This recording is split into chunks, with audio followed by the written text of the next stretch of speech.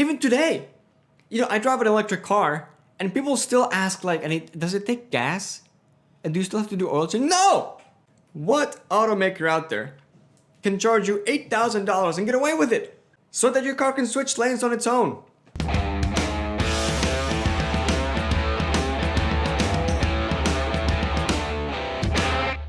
Okay guys, we're dancing with it. We're dancing with 60,000.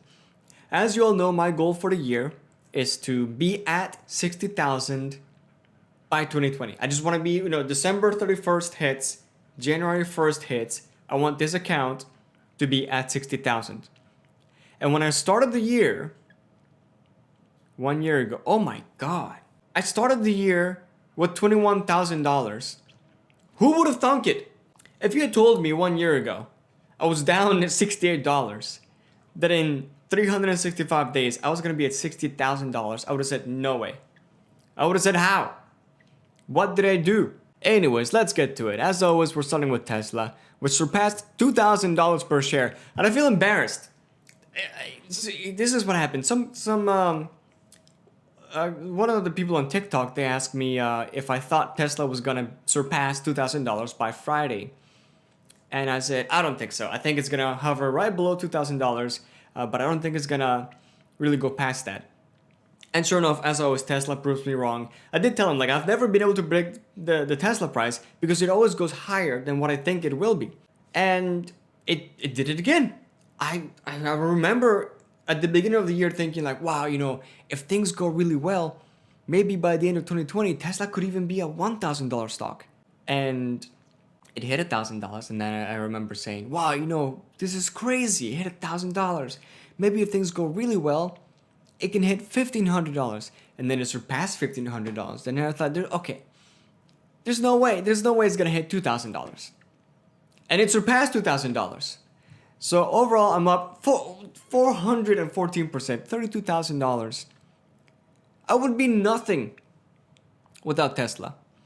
Now, some of you might be looking at this account and say, Miguel, all you did is pick one good stock. Anybody can do that. We can all get lucky and pick one good stock. True. However, I started investing in Tesla when everyone said not to. I even spoke to a financial advisor. I was doing a video with a financial advisor because she had done some amazing things. And I told her, I said, hey, what do you, I'm thinking of investing into Tesla. What do you think? And she said, you'd have to be really confident in Tesla's success to invest in them. She said personally she's not invested into Tesla, and she said it was risky. And I'm not saying it wasn't risky, but everyone was telling me not to invest in Tesla. So yes, I'm a one-trick pony. I'll put it right there. I'm totally a one-trick pony, right? I put most of my money into Tesla, but it was because I saw how much fake information was out there in the media. Even today, I drive an electric car and people still ask does it take gas? And do you still have to do oil change? No! No, it does not take gas. No, you don't have to do oil changes. There's so much misinformation when it comes to electric vehicles today, and especially when it comes to Tesla, because people are still valuing the Tesla like a car company. Well, let me ask you this. What other car company out there can charge you $2,000 for a software update that makes your car faster? What automaker out there can charge you $8,000 and get away with it so that your car can switch lanes on its own? That's not a car company. That's a software company. And it's not just their software, it's their hardware, it's the batteries, the manufacturing. All that is years ahead of the competition.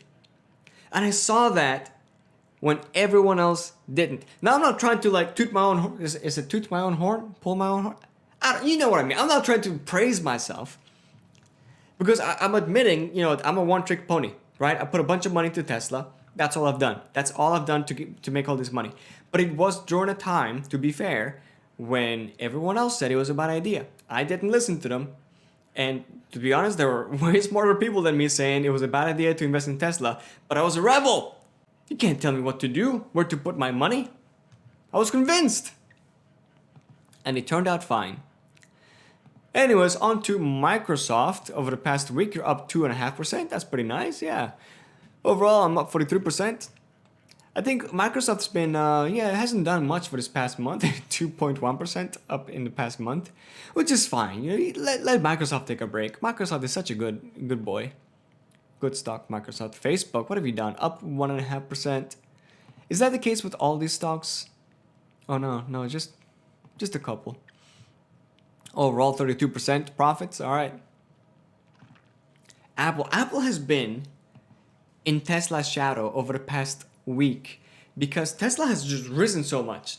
Right? In the past week, it's up 7.4%, which is not nothing. It's crazy. It's crazy good. In 1 week to be up 7.5%, that's really good. I didn't even notice. Like, this was like a sneaky move on Apple's part. It's almost a $500 stock. Up 68%. Holy, I bought Apple at an all-time high. I remember trying to buy the second share, thinking like, man, like, I can't believe I'm buying Apple at this price. What was the price? Almost $300. I can't believe I bought Apple that high. But now, I mean, obviously look at what happened. This is why they say time in the market beats timing the market. Yeah, I bought Apple at an all-time high, but man, 68% in a few months. I don't think that's sustainable. Wait, Stag is a REIT. Why is it all the way up here? I must have rearranged my portfolio. Anyways, let's take a look at Stag. Over the past week, it's pretty much done nothing. Up 0.38%. Oh, but Stag is the one that's completely recovered. Yeah, that's crazy. Wow, I'm up 35%. I mean, for a REIT to be up 35% in a couple months, what REIT does that? You know? I mean, if it was any other time in history, you couldn't buy a REIT and be up 35% unless it's realty income. Then you can do it. What's the dividend yield on this? It's 4.3. That's fine. All right, AMD over the past week, you're up 2%. That's not bad. All in all, I'm up 63%. Wow. Okay, Nvidia up 7% this week. Nvidia is one of those stocks where like I bought it and I was like, yeah. Same with Apple and AMD. Like I never learned my lesson. You know, I buy one share, and then I say to myself, when it goes down, I'll lower my average cost per share, and I'll buy more then. And it's up 26% now, and I don't know if it's gonna go back down. I'm up $100. That's not nothing. Almost 200% year over year, 2,000%. Jeez. SPCE over the past week, wow, you're down 9%. What am I? Down 11%. What's the cost right now? Almost $17? That's tempting. That's kind of tempting. I might buy some more SPCE. Yeah, I might bring it up to 50 shares. I like having even numbers, you know, like 40, 44, 50. Those are the kind of numbers I like. Yeah, well, we'll see what happens next week. And I don't really expect SPCE to be going up for the rest of the year. I don't see any news that are going to make it pop. I know we have some tests coming out either December or January. And if those go well, you know, it might go up a little bit. But really, I don't expect to make any money off SPCE until next year. It's a long-term play for me. Workhorse over the past week is up almost 6%. That's pretty nice. I'm down 1.5%, $10. Workhorse, again, it's a long-term play. You know, I'm sure they'll get some part of the deal with USPS, and that'll make the stock pop a little bit. But I really like what they're doing with those delivery drones. That seems pretty interesting. And they already have some contracts with UPS. Yeah, I'm a fan of Workhorse. I'm not too invested in them. $660. That's not what 1%. It's 1% of my portfolio. Yeah, it's gonna be fine. Minerva down another 4, almost 5%. Right now I'm down 18%, $74. You know what? They say the market can stay irrational longer than you can stay solvent. Well, to that I say, nay. Let it be rational. And I'll tell you why. What would I do with this $324 if I sold them today? You know, what am I going to spend it on? What do I need this money for? I don't need it. Let it sit there. Let the market be irrational. Because at some point, it's gotta go back up. It's gotta. And if not, it's gonna go bankrupt. And when it does, I'm going to lose 0.5% of my portfolio. And that's fine by me. Anile down 2.5%. I love Anile. Let's see. I mean, I kind of hope it keeps going down because like I love Anile so much. Their dividend yield, Wow, now it's back up to 13%. I've always said 13%. It was like 12.9%. I rounded up. But yeah, I mean, if it keeps going down, I'll buy some more. Anal has been one of my favorite REITs because they just have such massive cash flow and dividends that they pay out. It's crazy.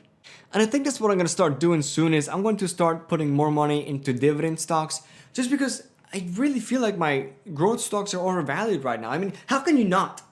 Right? How can you not think Tesla's overvalued right now at $2,000? It was a $300 stock just a few months ago.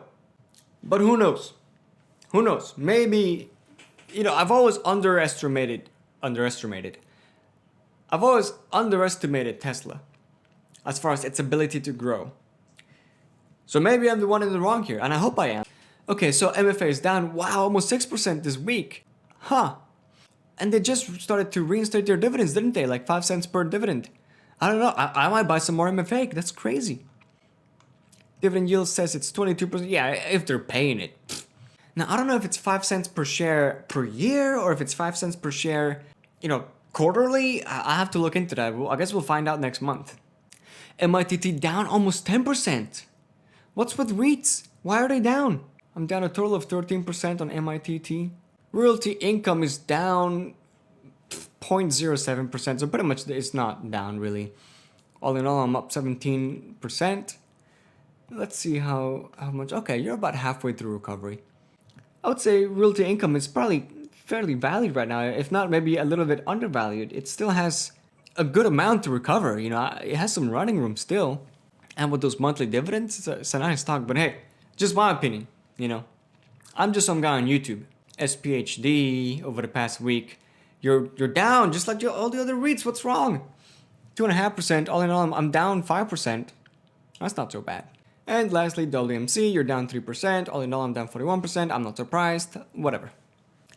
Well, what do you guys think? Am I going to make it to 60,000 by the end of the year?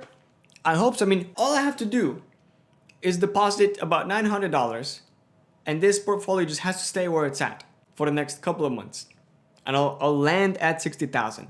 Well, if you like this video or got any useful information from it, please give me a virtual high five by clicking that like button down below. And lastly, if you want to see if I make it to $60,000 by 2020, make sure you come back to this channel